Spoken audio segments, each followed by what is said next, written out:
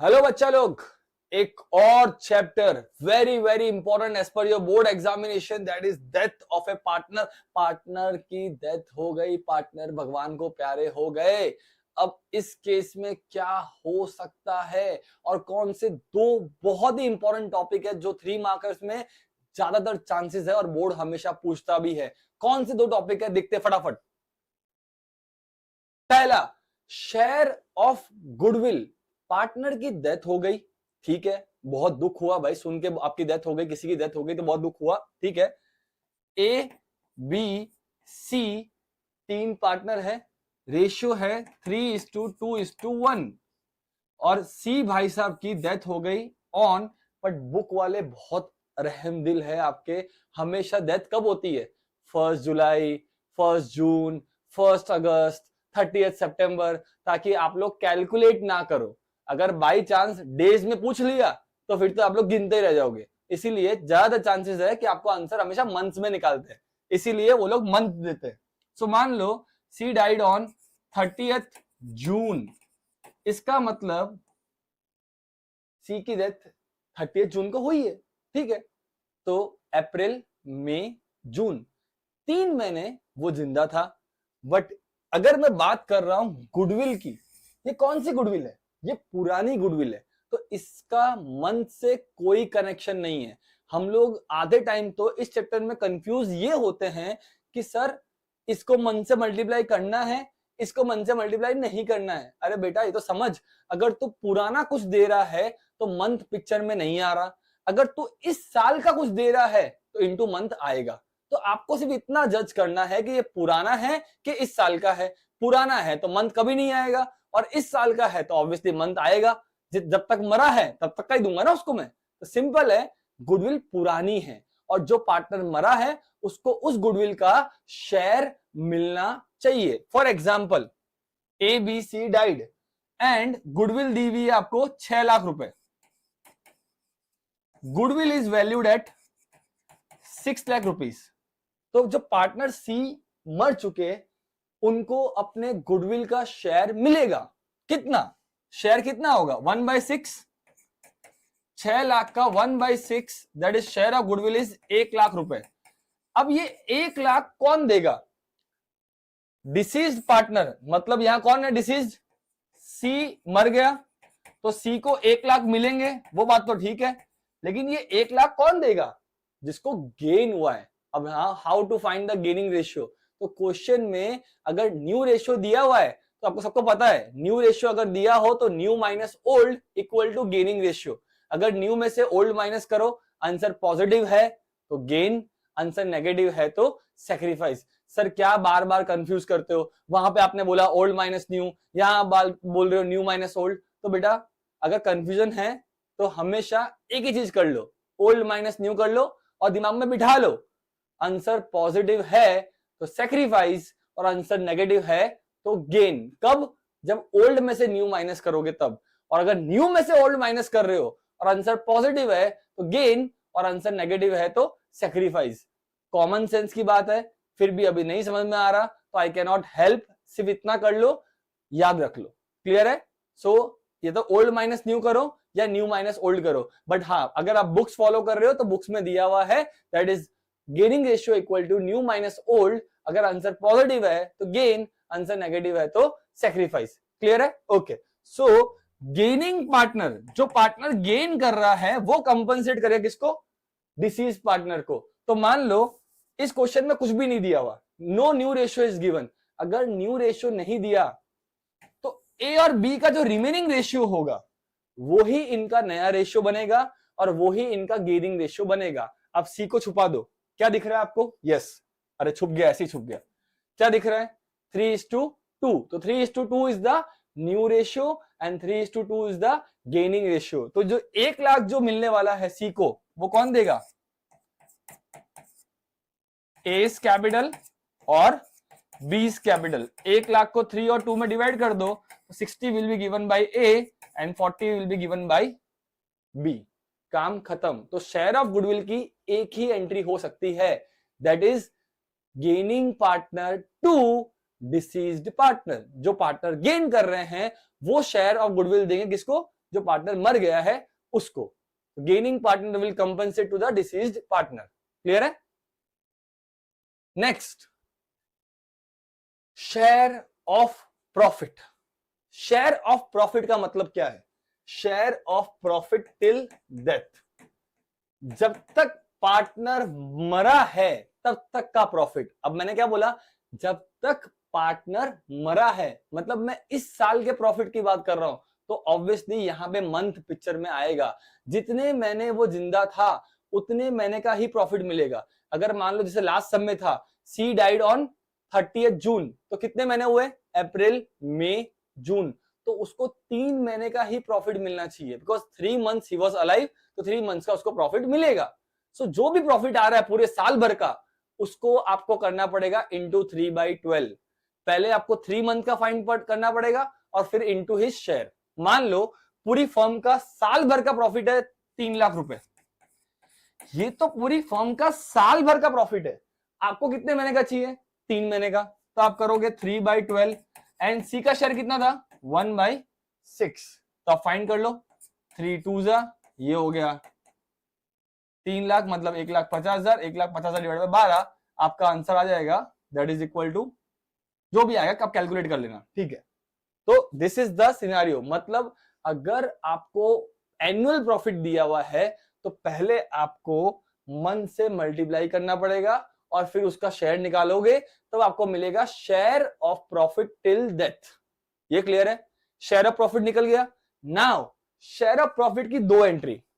अगर ratio change नहीं हो रहा है, अगर क्वेश्चन में नया रेशियो नहीं दिया हुआ है, अभी अभी हमने देखा जैसे ए बी सी पार्टनर थे, सी की डेथ हो गई तो नया रेशियो क्या बन गया? 3:2।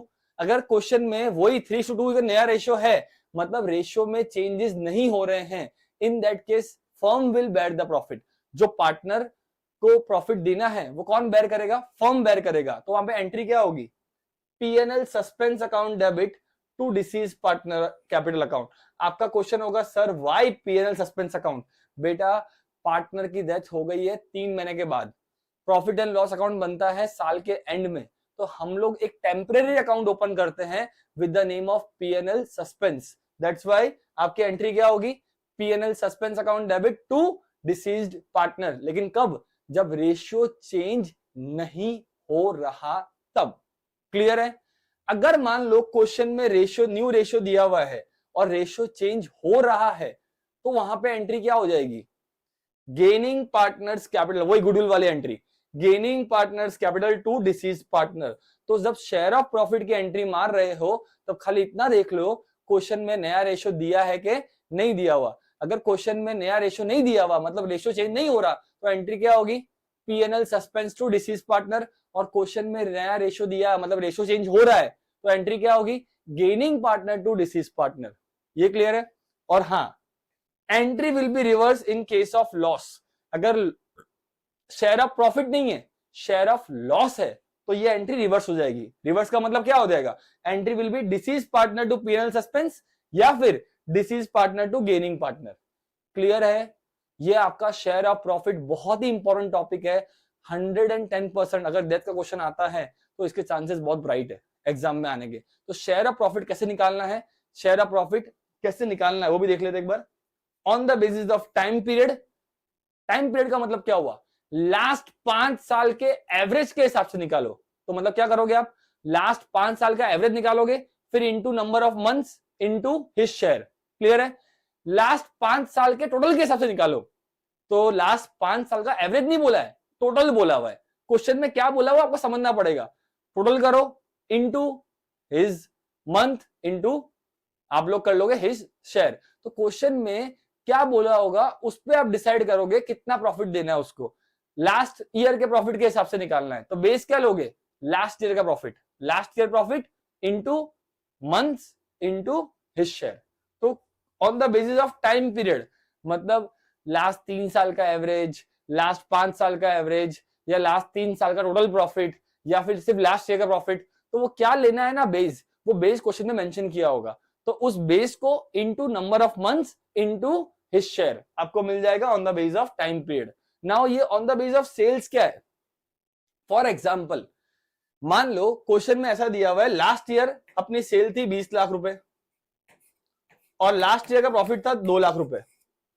जब तक वो मरा है तब तक की सेल दी है 6 लाख रुपए। तो क्या हम प्रॉफिट फाइंड कर सकते हैं? यस ऑफ कोर्स फाइंड कर सकते हैं। लास्ट ईयर जब फर्म 20 लाख का सेल कर रही थी और 2 लाख कमा रही थी, मतलब अगर देखूं तो 10% होता है, इट इज 10%। और इस साल जब तक वो मरा है टिल डेथ फर्म की सेल कितनी है? 6 लाख। तो फर्म का प्रॉफिट कितना होगा? 10% is 60,000, that is till death. जब तक वो मरा है तब तक का प्रॉफिट हो गया ये फर्म का 60,000 रुपए। सो कैसे निकाला? 2 लाख पे, सॉरी 20 लाख पे 2 लाख, 6 लाख पे कितना? या तो क्रॉस मल्टीप्लाई कर लो, या परसेंटेज निकालना आता है तो वो तो और भी इजी है। 20 लाख पे 2 लाख कितना होता है? 10%। तो 6 लाख पे कितना होगा? 60,000। अब यहाँ पे बहुत सारे बच्चे गलती करते हैं, 60,000 को मन से मल्टीप्लाई कर देंगे।